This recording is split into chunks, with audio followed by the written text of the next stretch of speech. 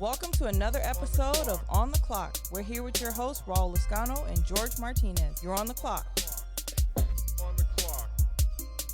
All right, On the Clock fans, welcome to another episode of On the Clock. I'm always joined with my right-hand man, Raul Lascano. Raul, tell him what's up. What's going on, everybody? How are you doing? Lovely Thursday. Yeah, man, I'm pumped for today's show. We have an exciting agenda. First off, we're going to talk about the Heat making this playoff run right now. Their matchup against the Celtics for a berth into the finals. We're also going to talk about Kawhi and Pandemic P, as I'm going to call him from now on. He's no longer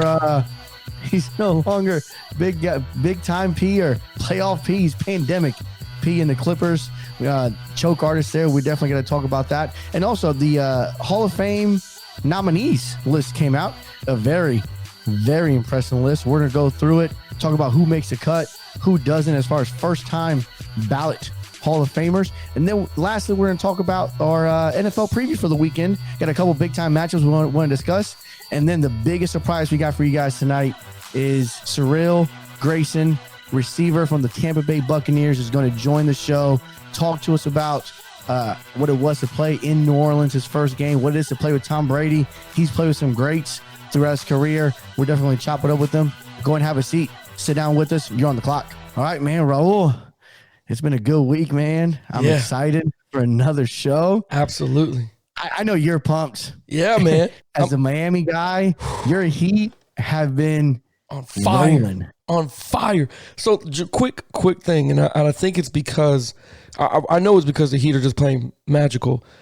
But just so you understand, I have not shaved since the last time. So we were 3 up on the Bucks. I shaved. We lost to the Bucks. I haven't shaved since Bucks gone. We beat Celtics. So and I remember why you shaved too. Yeah, it was a little special day. It was.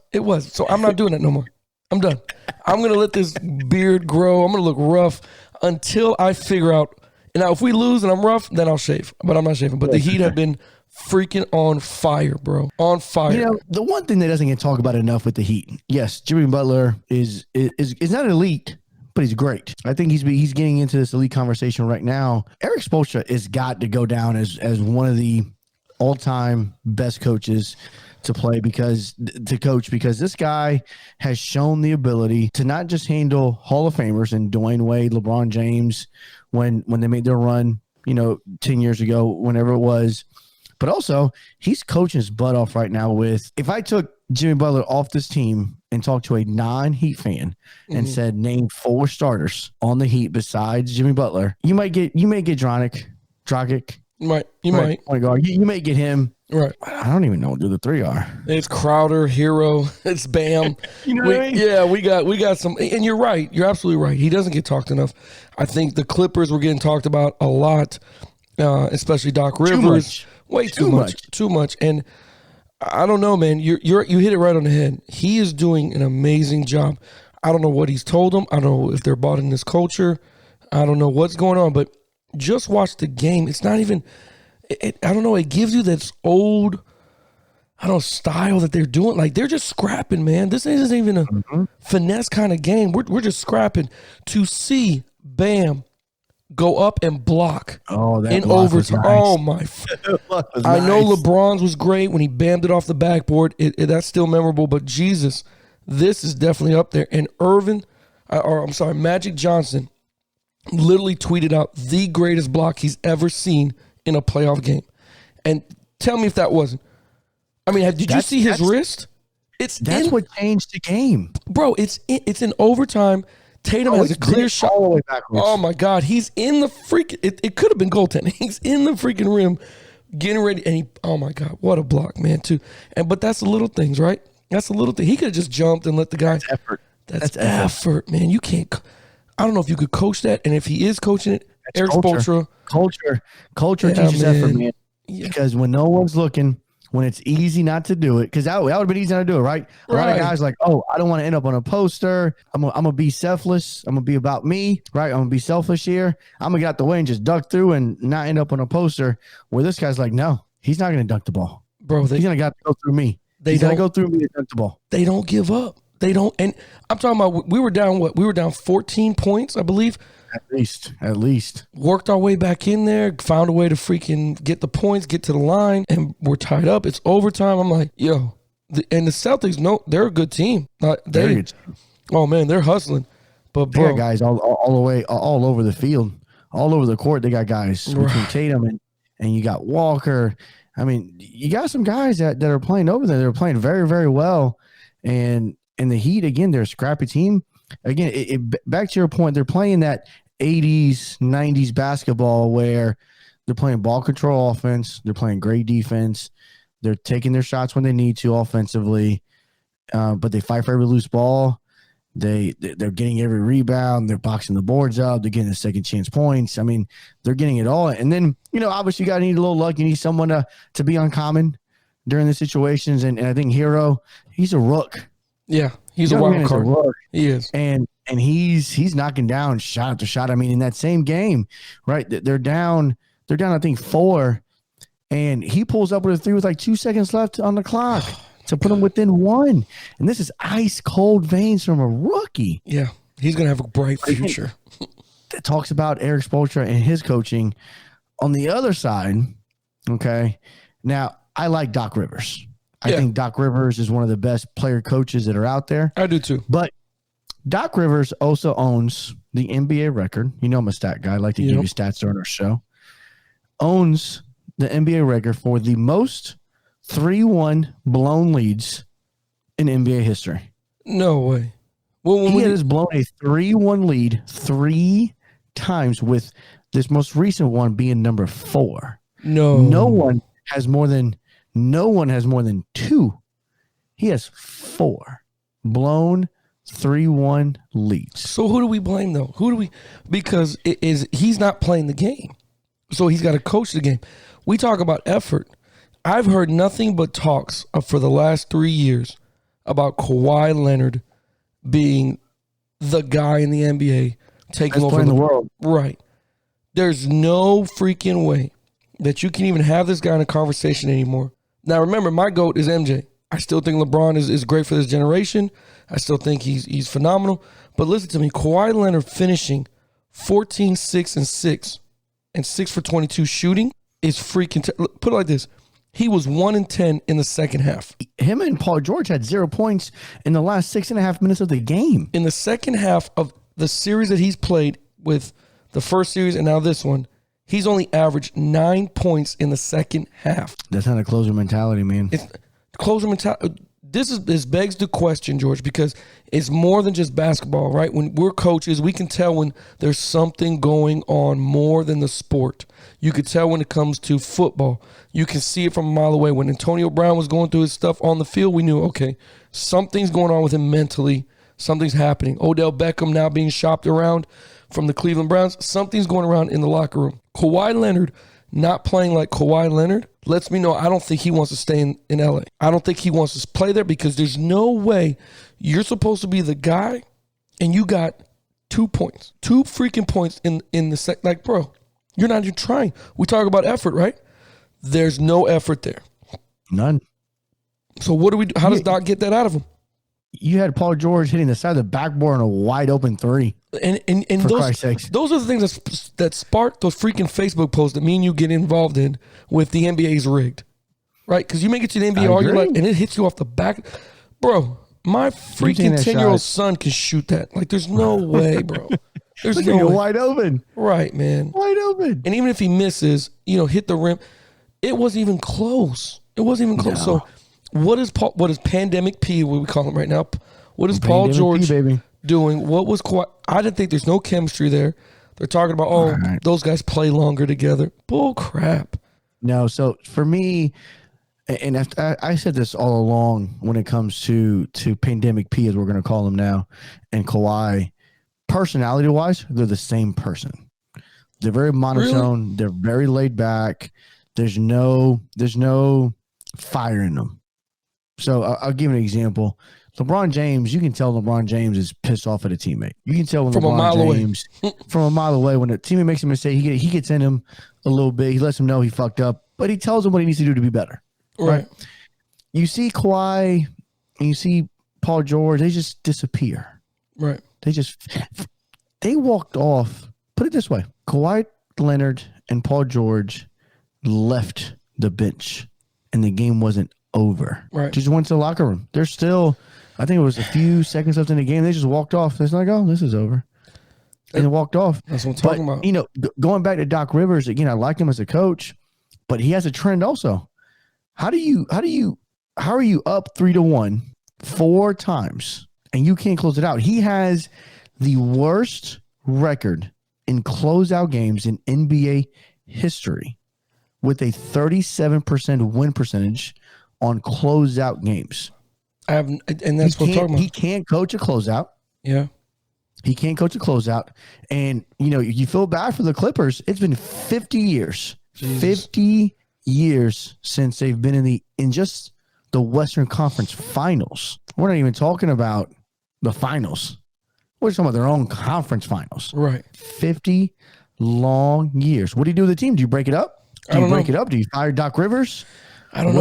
What do you do? Because you got him, you know, with the Clippers. What do you do with them? And you got D'Antoni already saying he's stepping down from the Rockets. Yeah. I don't know, man.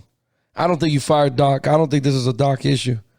I think this is a Kawhi Leonard issue. I think this is a Paul George issue. I think you can add whatever team to. I don't know, man. Because me personally, like you said, you can literally see the body language on these guys. They didn't want to freaking play the game. They don't want to play the game. Unlike now, you go from watching the Heat, who I'm not saying it's a superb team. I'm not saying they're freaking. No, but there's energy. There's energy. They're trying to get tempo. it done. They're playing with excitement. Right. They want to be there. Right. It looked like Kawhi was ready to go home. It looked like it literally looked like they already had their bags packed. Keep the jet. It was already at the hotel. We're ready to go. It was already done. Yeah, we're out of here after this. We're done. We're done with the bubble. And again, maybe that played a factor. Maybe that's something played mentally on those guys. Because remember, the Clippers did vote for ending the season. Yeah, they did. They did vote for ending the season. So I don't know, man. I don't know what they got to do over there to fix it. I know. Looking forward, I can't wait to see Game 2, Heat and Celtics. I can't wait to see Nuggets and Lakers. I think that's going to be a good matchup. I think that's going to give. Think so? I really do, because they have bigs. They have people that can shoot. I do not think Nuggets come out of there. Now, I could be different. I could be wrong. I don't think they come out of there a winner. I think they just give Lakers a good run. I think they give them a good run, 6 or 7 games. 4-1 Lakers. I think the difference here. I think the difference here is Anthony Davis can cover and guard the big for the Nuggets that's been tearing everybody up. Yeah. He can cover him. He was second in the voting for Defensive Player of the Year. Yeah. I think now that, you know, Giannis is out, he's showing everybody that they voted wrong, and he should have been the Defensive Player of the Year. Guy. I think that's a statement for him here in the Western Conference Finals. He's going to shut him down. Yeah. And you know, J.R. Smith was brought here for a reason. He's going to be pesky. Yeah. Around Jamal Murray. He's going to give him a hard time. You got LeBron James going to be matched up against Porter. Yeah. So I think the Lakers defensively match up well. The one thing you can't do to the Nuggets, though, you got to close them out when you get the chance. You got to. They have now twice in this bubble. And again, it's 2020. It's a crazy year to begin with. They have twice come back from being down 3-1. Yeah, man. They do. And they're another team that scraps. They're another team that just they are get the scrappy. points, get to the line of scrimmage, get to the foul line. Yeah, it happens, man. So I'm interested to see that preview and see how it goes. What I'm also interested in seeing is these NFL teams on Sunday and what we're going to be previewing. Because again, with the NFL coming back, I think that last weekend was the first weekend that we sat there and was just amazed by it. You know what I mean? Like I was just like, oh, football's back, and I didn't leave the couch for 7 hours. You were amazed. I was not amazed. I'm not to bring up old wounds. I'm just saying it was good to see football. No. All joking aside, no, I was excited. I loved watching the Thursday night games. The pick-me-up was Sunday night when I watched the Cowboys lose. I always like to watch the Cowboys lose. Even though my wife loves them. My whole wife's family side, they all love the Cowboys, but I get a tickle whenever they lose because it just becomes national media. Real quick, speaking of Dallas, real quick, did you see what Donald was doing on that D-line? Oh, did you see the preview or the highlight where he stunted and pushed you guys and got to the quarterback? Like, this guy's testing for steroids. There's no my goodness. Is on a different planet. Oh my God. He's on a different planet. He is. But we got big games this weekend. The other thing that came out, just recently here was, and this is a very, very impressive list. Yeah. First year guys that are now eligible for the Hall of Fame. It's such a good list. It is a phenomenal list. Yeah, man. There's 14 guys. Yeah. That are now eligible. Okay, I'm going to run through these names pretty quick. Okay. All right. You're going to tell me who gets in, who doesn't. Okay. All right. We're going to start off at the very top. You got Peyton Manning. In. Calvin Johnson. In. Wes Welker. Roddy White. In. Heath Miller. Steven Jackson. In. No. Steven Jackson? Steven Jackson, yeah, he was running back for the Rams. Yeah, no, he's not in. No. DeBrickashaw Ferguson, lineman for the Jets for a long time. They love linemen in the Hall of Fame, so I'll say in. Logan Mankins, he was the guard for the Patriots. I'll say in. He's another lineman. Linemen get in. I don't know what the deal is. Linemen do get in. Charles Tillman. Peanut Tillman? Yeah, he's eligible now for the first time. Well, I don't think he gets in, but okay. I think he. Charles. I don't think he gets in. Charles Woodson. In. Yeah, that's surefire there. Yeah, that's in. Just Jared Allen, defensive end for the Vikings. Yeah, I remember the long hair. He used to chop wood. That's what he used to love to do. Yeah. I'm gonna go in because the NFL really loved him a lot. So I'll say in. I might be wrong, but he'll say in. Justin Tuck, DN that played for the Giants for a long time. Yeah, he was there with Strahan when they were opposite Strahan. Yep. Yeah, I'll say in. He had a long neck. I remember him always having a long neck. Yeah. He had a weird long neck. Reminded me of Daquan Bowers back in the day when freakishly long arms too for a defensive guy. Like that was ridiculous. Yeah. Yeah. I say in. I'll go in. Kevin Williams. No. And then here's the last one. Your linebacker for the Patriots, Jared Mayo or Gerard. Could be saying that wrong. Mayo, no. I say Mayo, no. For me here, Peyton Manning, Calvin Johnson, DeBrickashaw Ferguson, Charles Tillman, Woodson, Logan Mankins, Allen, and Tuck all make. I don't know if they make the Pro Bowl, but they definitely make the finalist list. I think because you also got people that are still on the ballot that have been there for years that are also going to be there. You're gonna have the likes of Tampa's own Rondé Barber's going to be on there. John Lynch is going to be on there. Yeah, they still haven't gotten in, so it's going to be interesting how that all goes down. I'm definitely looking forward to that. So fast forward to Sunday's preview, man. Yeah, give it to me, bro. There's a couple high games that are happening. I want to get your take. I'm gonna save my best for last because I already know how you feel about it.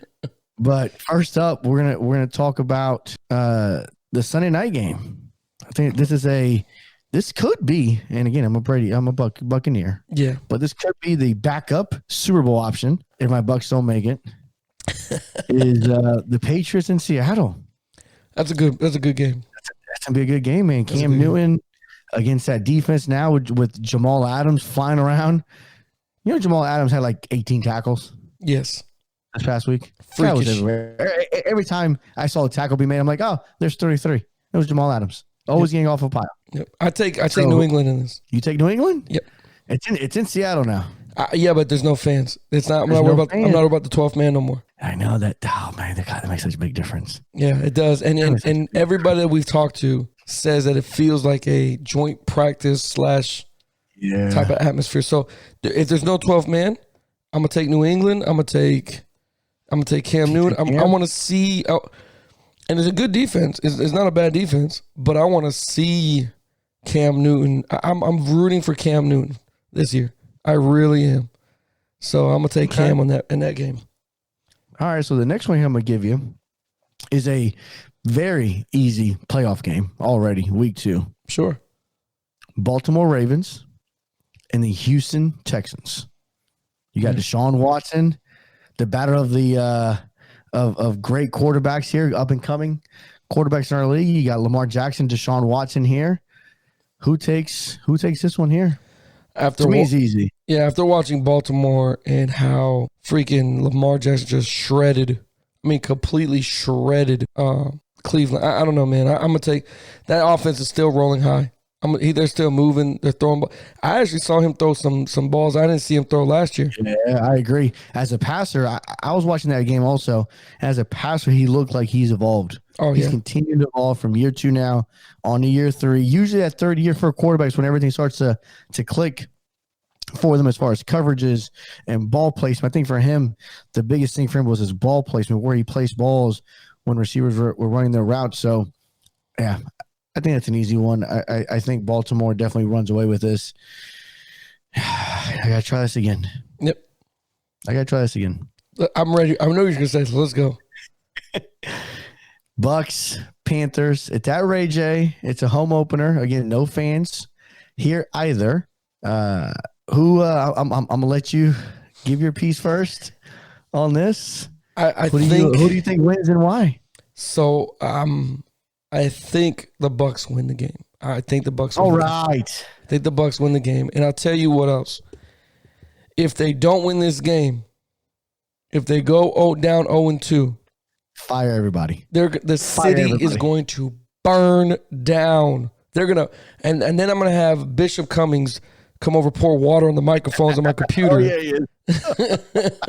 I'm gonna have him come screw up my computer and stuff, man. But I do think the Bucks are a better talented team. Carolina have some coaching / play calling issues. You remember last week, these guys freaking 4th and 1 we give to the fullback. You got Christian McCaffrey. You got Teddy Bridgewater, and I'll tell you something else. I'll tell you what. Do you make that play call if Cam Newton's at quarterback? You go get that 1 yard with big old Cam. Oh, you get the ball to Cam Newton. You give the Cam. There's no doubt. There's no doubt. We all know who's getting it, but nope. These guys decide to go with a fullback with his first carry of the game, being on 4th and 1. So I have to break some news to you, Ro. Let's do it. After I saw this stat today, I felt better. I felt better. We're Oh, going back boy. to Super Bowl, baby. We are going back. Oh boy. We are headed to the Super Bowl. Tampa's going to host the first ever home Super Bowl. And let me tell you why. Before you give me the crazy eye. Okay. Let me tell you why. Okay. Did you know, and this is according to a very reliable source, CBSSports.com, Tom Brady has been in the Super Bowl every year that he's lost the season opening game. Every year, every time. Every year. Now, what's most impressive is in 20 years, the guy's only lost 4 home openers or 4 opening games. Right. Wow. In 20 years, which is Freaking amazing impressive himself. in his own. But he's lost 4 times week 1. Okay, 2003, they lost 31-0. They won the Super Bowl that year. In 2014, they lost 33-20, won the Super Bowl that year. Wow. In 2017, got their butts handed to them, 42-27. Didn't win a Super Bowl, but made it. They lost that year. And then most recently, in 2020, they lost last week against New Orleans, 34-23. If history continues, my friend, we will be dancing in the Super Bowl in Tampa Bay, Florida. So this is even better. This is even better pressure. This is even better. This is it. Now, I don't know what's more impressive, the fact that he's only lost 4 times opening games in his 20-year career, or that each time he's lost, he's ended up in the Super Bowl. Something pissed him off. Yeah, something pissed him off, and he made a freaking run at it. That is an impressive stat. I mean, if you're going off of that and you just had to bet the farm, yeah, I can see why everybody's like, yeah, we're going to Super Bowl. We're good to go. Bet the mortgage. Now, I am a little worried. So for me, I'm a little worried going to Sunday. You have Chris Godwin that just entered concussion protocol. You have a dinged up Mike Evans now. It's a lot going on right now. But again, if someone can deal with no receivers, it's Tom Brady. He's done it for 18 years.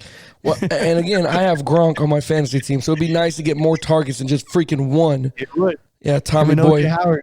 Him and O.J. Howard. And I think this week you see Leonard Fournette more involved for sure. Oh, yeah. I think you see him more involved for sure. I think he's involved in the running game. I think Rojo got the week 1 start because Leonard Fournette didn't know the playbook. The Bucs are 7.5-point favorites. That's one of the largest spreads in NFL this Sunday, and we're not used to being that much of a favorite, to be honest. Well, I think they'll do fine. I do think that you guys beat them. I think you guys win. I don't know, man. Football's back, and I'm just freaking excited. I'm excited, but you know what's great, man? We're going to get the chance to talk to Cyril Grayson here on the other side of the break. And we're going to ask him these questions. We're going to ask him what's he looking forward to this week against Carolina. How was it week 1 in New Orleans? What is it to play with Tom Brady? He's played with some great quarterbacks in his career so far. He's played with Russell Wilson. He's played with Drew Brees. Now he's got Tom Brady. So he's had some quarterbacks with him there. I'm excited to talk about on the other side of the break. On the Clock fans, stay tuned.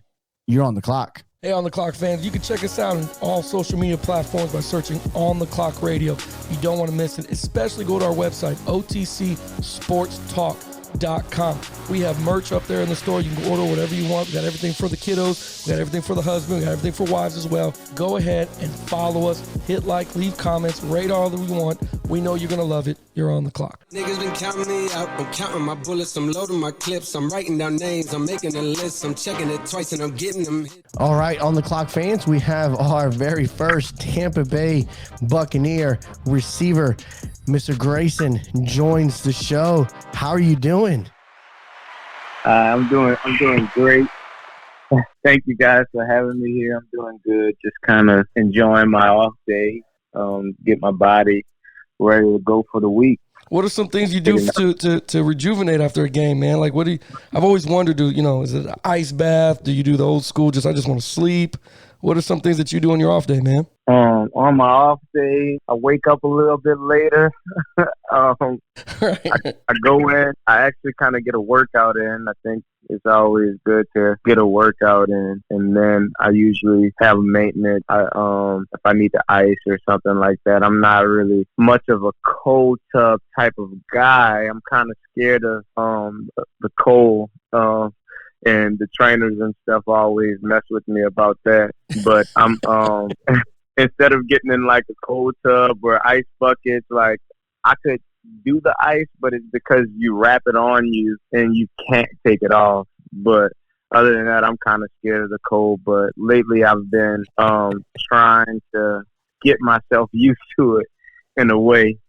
Other than that, massages, hot tub, there's these Firefly things that I use. It's kind of like a stimulation of the, one of these nerves in your leg, and it just recovers your leg. So, and other than that, I lay around, I watch TV, and just kind of relax and get away from the game. And that's usually my off day. That's what's up, man.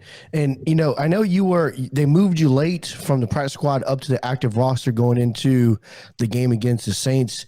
Tell me, what was that feeling when you got that phone call and said, all right, we're going to move you up from the practice squad up to that active roster, going to be available on Sunday? To walk me through those emotions and how did you feel going into the game? I was excited about the opportunity to move up. I guess it was kind of a whole week of kind of emotions. You have the release day, and then you're kind of sad in a way just because you have such a high expectation for yourself. But it's also a business and something that I've been through plenty of times. So I wasn't too disappointed because I had good feedback from the front office guys. And once I got that good feedback, I just kind of stuck around, and they were about their word, and they kept me around. And then kind of going into this week as we were preparing, not knowing what was going to happen with Mike, they just kind of let me know to be ready because anything could happen, especially at the way that it is this year. So, I was just preparing as if I was playing for the week. And then Saturday, I was taking a nap before we ended up going to get on the plane. And I woke up to text messages and all these things and posts on social media. And I'm trying to figure out what they're talking about because, I was like, I don't even know, So I go and check social media and I see what they're talking about. And so I just called my girlfriend and let her know, my dad, because they've been praying for me all week and just saying, that phone call is going to come this week. That phone call is going to come this weekend. It definitely did. So I was just grateful more than anything, and just was ready for the opportunity if I had to step in. People change, but us as a team, we're not expecting any drop off if somebody else has to step up. You know, you're still expected to win, and you're expected to go hard and know what you're doing. So it was just kind of staying focused and locked in, just as I was all week. And that was kind of my emotions or feelings kind of going from Saturday cut date all the way up until Sunday on game day. That's what's up, man. And again, it's crazy emotions, right? You talk about, you know, making the roster from release day and then being told day before, hey, we're going to suit you up. We're going to bring you up to the squad. And of course, you have a very interesting story because you didn't play college football, right? You were a sprinter, a very fast young man. Make sure you put some respect on that. He was a very fast. Don't just say track. You know what I mean? Because the people are like, oh, he did the javelin. No, this was a very fast sprinter. So for you to make that jump right from playing high school football, not playing college football, to then you go and drafted and you get signed by the Seahawks early in 2017. That's a story in its own, because it goes to show, again, me and Raul coach high school kids, and we're always telling them, you never know who's watching, you never know when they're watching you. And you're a great example of that, right? Where, a school, Pete Carroll over at Seattle took a shot because like, hey, this guy's really, really fast. I think we can use him. And he knows a little bit of football. Right. And, you got signed on there, and now you made your way onto the Buccaneers. And I know we play fast. It's a fast type of team. We try to get vertical. It's a vertical type of passing game. The one question I got for you here is, what's it like playing with Tom Brady? It's amazing. Just being around somebody that's, done so many great things in his career. I mean, it's crazy in itself that he's still playing. And then it's even crazier to think that before I even played maybe my first game of football in Pee Wee, he was already winning Super Bowls. You know what I'm saying? Wow. So that's what makes it even crazier. And just being around him, seeing how hard he works, his dedication, it's inspiring to see it in person, rather than watching it on TV or hearing about it. I'm not afraid to say, I'm not going to say I didn't like him, because I always admired his greatness. But growing up kind of Saints fan, and we weren't too good, and they were doing all the great things, I kind of envied him in a way, because he was so good.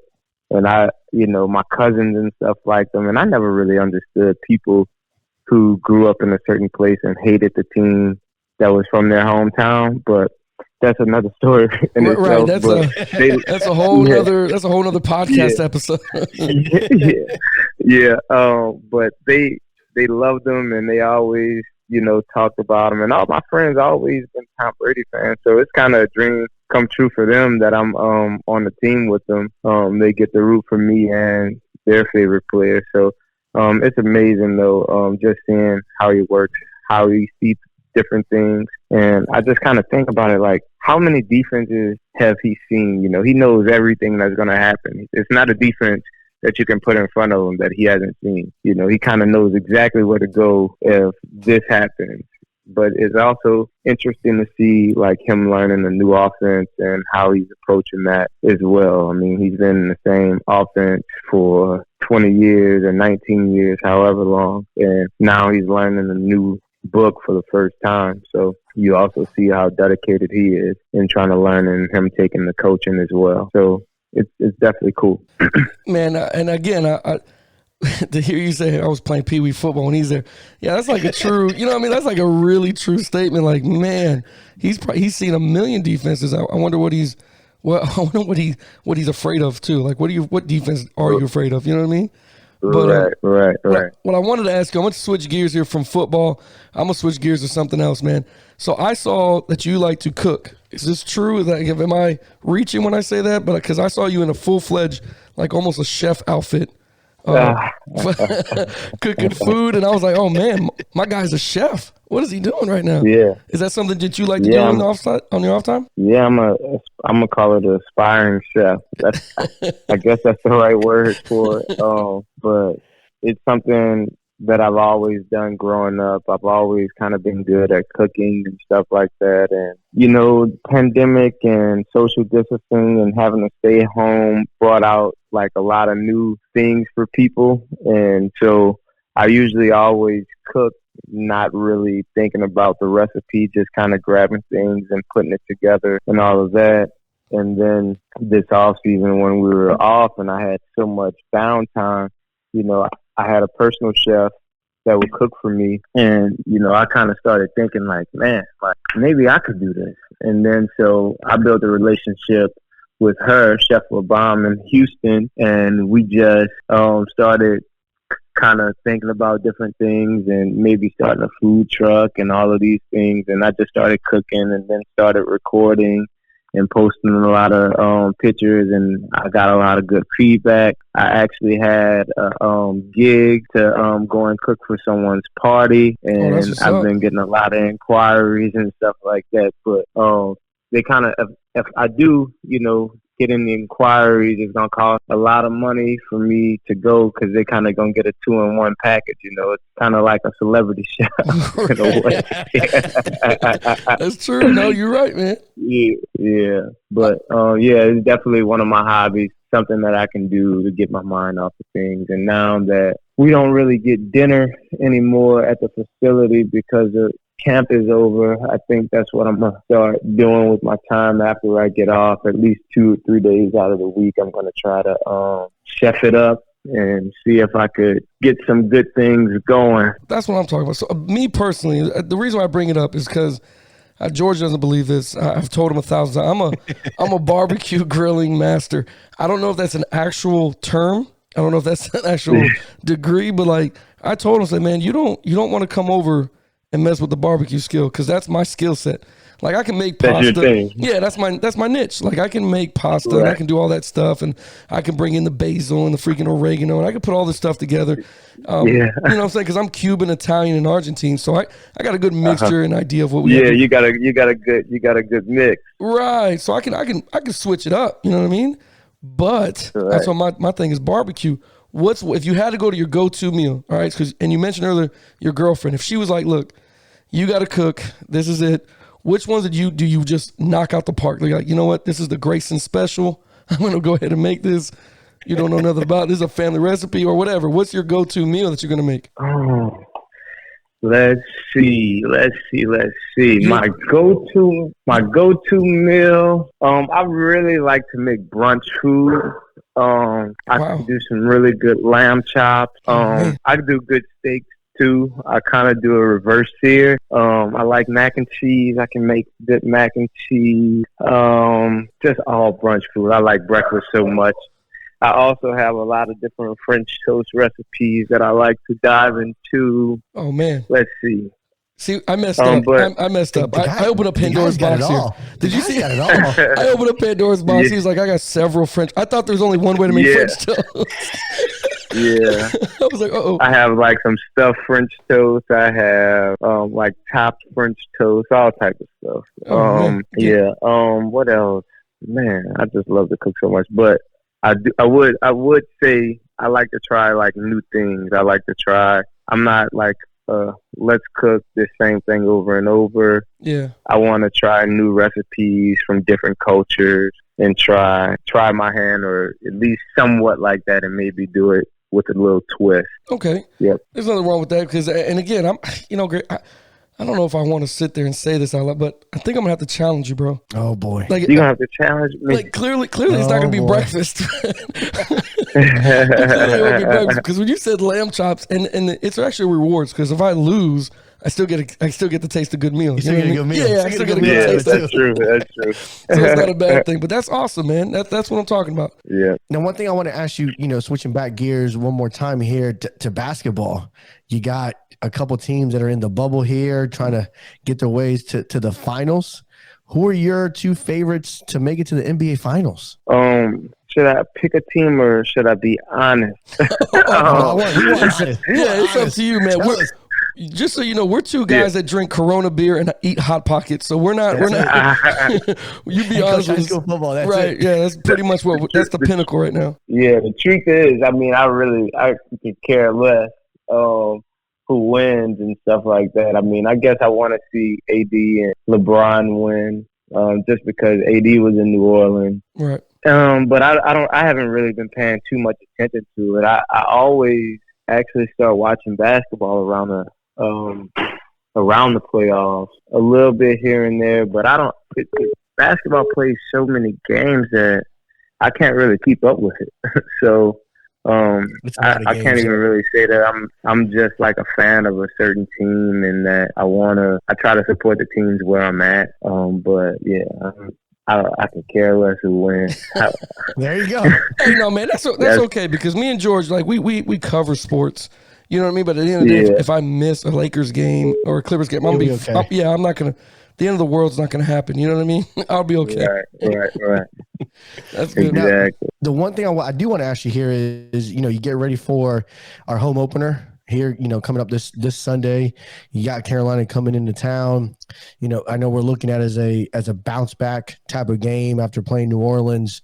What are your thoughts kind of going into this Sunday? I know this Sunday, for the first two games, we're not having any fans in the stands for the first two games. So, but again, it's a home opener. It's still going to feel different waking up and just having to drive down to the stadium versus getting on a plane the day before and having to get there. For you, talk about, your preparation this week and what you guys looking forward to against Carolina. Yeah, we haven't moved on to Carolina as a team yet, but I just think that we kind of have like a, this is the only game that matters. We can't go back. It's a divisional game. It's real important. Just know the importance of it. And with that being said, just kind of attacking each day whenever we go over each, like first down, third down, red zone, and then learning the other team, just being locked in, dialed in every day, because every day builds up to Sunday. And then we've been in Raymond James 2 times for practice this camp. So it'll be a familiar feeling just being home, even though they won't be fans. And it's just a feeling seeing something that you're used to, something that you see all the time. And I guess maybe that'll be an advantage, but who cares? We're going out there to play football, and we're going to play hard. And I think that's kind of the focus, just kind of try to be 1-0 at the end of the week. Well, yeah. Was it weird not having a crowd? Is it weird? Because, I mean, we're at home and we're, I guess they put the sound bites on, because I thought it was pretty funny when they put booing crowd sounds. I'm like, well, nobody's in the stands. Yeah. So is it weird for you when you're down there, or do you even hear it at all? Yeah, you can hear the noise, but it's really weird. It has a practice or like a joint practice type of feel. It's different. You have to, but at the same time, you can feel authentically the swings and momentum. It's not like, okay, the crowd's being loud, so you could that's the momentum shifters. It's more so the people that's actually out there feeling the changes and going with those things. So it is weird though, with no fans, no lie. Yeah, it has. You're in a big old stadium and nobody's up there. That's true. And so, real quick, Georgia mentioned earlier about Justin Allen. I love the Allen Sports performance, and he gave such a great Tom Brady story when he was on the podcast. He got on here and he was very emotional about a comeback that Tom Brady had. Man, he's a great guy.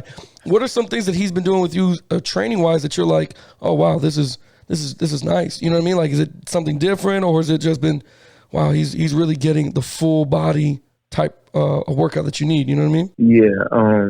Me and Justin met maybe last off season, last year during the season. Actually, I was off when I got released by the Saints. I was off, and me and Justin met at a field through one of my friends. And since that day, me and him just clicked. We're, besides being just trainee,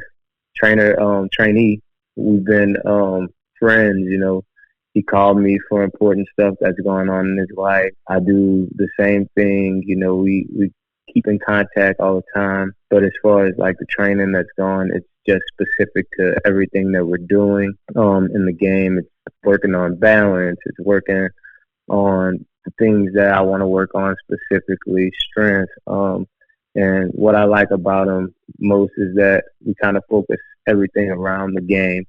So if we're going to do however many reps, we're going to kind of practice it in a way like that's going to imitate a game. So if we're doing just say legs, we're going to do, and there's 80 snaps in the game, for instance, we're going to try to do 80 reps or whatever. And however we get there, it's not like necessarily like 80 in a row, but we're going to try to replicate what we're going to put our body through the game. So it's good being with him and just the friendship that we made. And I just watching him grow as well as a trainer and all the success that he's had in this past year, how he's grabbed it and adjusted to it and just taking everything on with a full head of steam. That's what's up, man. And when you mentioned, you said you guys call each other for advice. I saw, and it's years ago, but an interview that you had that you were, was it an interview or maybe like it was an Instagram post? It's something that you were trying to figure out to how the name of your child. You know what I mean? You were struggling with name. Did Justin help you out of that? Or did you finally come up with something? Or what's that for my son's name? Yeah.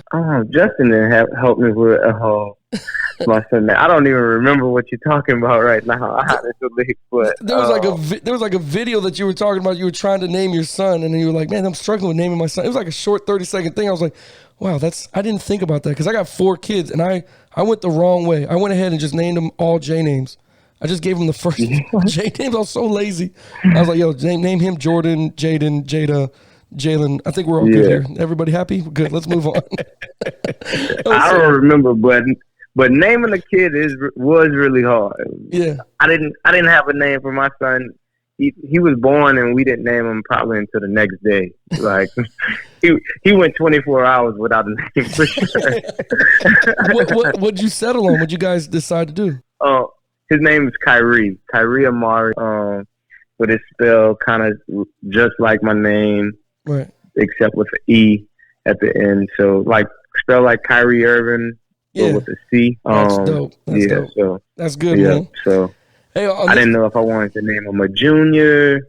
And then I'm like, man, like, how could if I name one of my sons after me eventually, like, how can I not name my first one the third? So now I'm like, see how difficult this is? Now I'm like, okay, now if I have another son and I end up naming him Cyril, how is my oldest son going to feel that he didn't get his dad's name? It's bad. You're absolutely right because, and I don't know about other households. In my family, the tradition has usually been every firstborn male. This is crazy. Every firstborn male is named Raul, R-A-U-L. The name Raul. Every firstborn. The secondborn gets Raul in the middle name. And I thought, when you're a kid, you're like, I gave you my name, and it's so proud. And you're like, yeah. And then when I get older, I'm like, I don't think he was thinking about Social Security and credit checks. And I don't think they were looking into that because apparently I have a house on my credit from 1972, and I know I wasn't born then in Miami Lakes somewhere. So I didn't want to do that to my kids. I was like, look, I'm just going to give them all J names. It's completely opposite what I'm doing, but staying with the tradition of just J's. I was like, yo, I'm going to give them all J names. And she was like, yeah, I'm all for it. Which one are we going with? All right, let's open up this book. Jalen seems good for the first one. We'll just work our way down, all the way down, man. So it is difficult. I agree with you, man. On this part of the show, man, we have these are going to be random questions we're going to ask you. You're going to be, I think you're going to be a little bit taken back. Like these two guys have too much time in their hands. But this is a little game we like to play called Would You Rather. All right, so Would You Rather is just a whole bunch of questions. It's like 4 questions, really, but it's going to make you think. So if you're ready, George's got your first question for you. All right, let's go. All right, so this first one, I'm going to keep it football related here for you. Would you rather be a average tight end or a Hall of Fame kicker? Average. A Hall of Fame kicker. he went quickly the other way. What was the decision making? Because you get the yellow jacket, right? Yeah. Yeah. But the kickers, kickers be hard to come by sometimes. You end up with a guy who might miss 4 in the game. No save. That's true. I got one for you here, man. Here's one, and it's kind of related to football and finances, but here we go.